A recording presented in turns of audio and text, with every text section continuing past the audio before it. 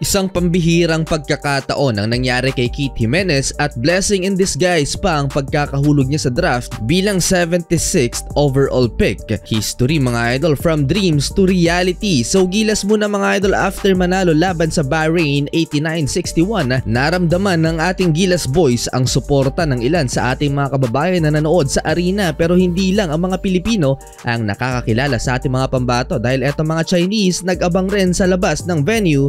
Sa video na ibinahagi ni Chris Ross mga idol sa Hangzhou, China, makikita na pinagkakaguluhan at panay ang kuha ng pictures sa mga players. Patunay lang na ang mga kilalang bowlers sa atin ay sinusubaybayan din ng ibang mga lahi. For sure kilalang kilala nila ang mga veterans at lalo na yung mga nakasama sa World Cup dahil tinalo ng Gilas noon ang China led by Jordan Clarkson, kaya na starstruck rin ang ilang mga Chinese fans. Sa group phase mga idol ng 5x5 men's basketball, nakatakdang harapin ng Gilas squad ang Thailand.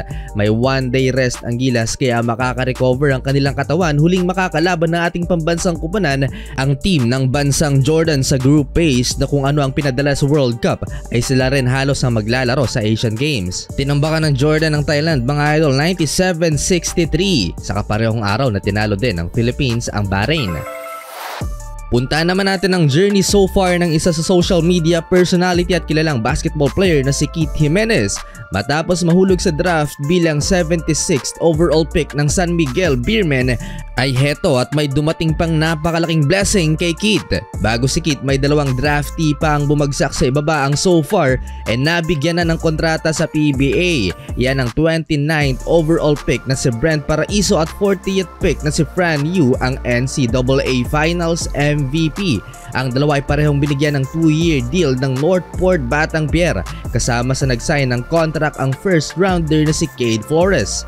Marami-rami na rin ang nakapag-secure ng contract and as expected, marami din ang hindi makakakuha ng roster spot in their respective teams. May kalaliman kasi talaga ang draft class na to at 12 teams lang meron ng PBA at talagang siksikan at pahirapan na makakuha ng roster spot. Pero sa kaso ni Keith Jimenez, naging impressive ang kanyang naging performance sa practice ng Beermen at nag-stand out sa mga rookies.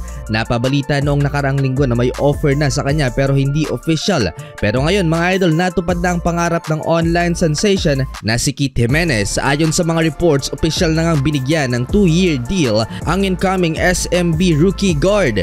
Hindi lang panalo sa talent ang Beermen pati na rin sa market na dala-dala ni Keith. Gumawa din ng kasaysayan sa PBA ang former Mavs phenomenal standout bilang lowest draft pick na nakapag-secure ng contract sa PBA. Ang kamuntikan ng hindi mapili sa draft ay siya pa palang makakapag-secure ng kontrata. Kaya abangan natin na magiging duo nila ni Terence Romeo ang kanyang idol sa paparating na PBA season.